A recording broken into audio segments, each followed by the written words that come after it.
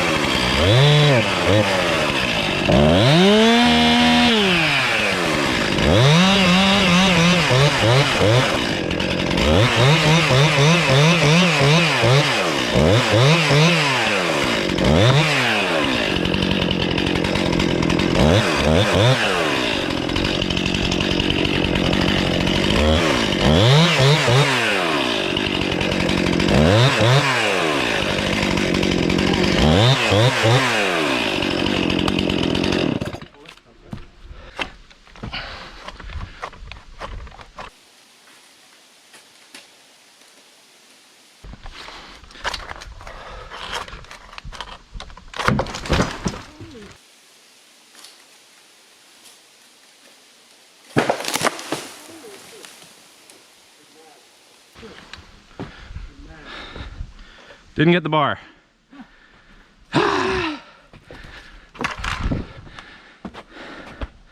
Yay! See? Success. Caught it, but that's why this is the garbage rope, because it's a lot of weight on it right now. Okay, you know what? Maybe we should take a picture of this now so that it looks like it's sitting on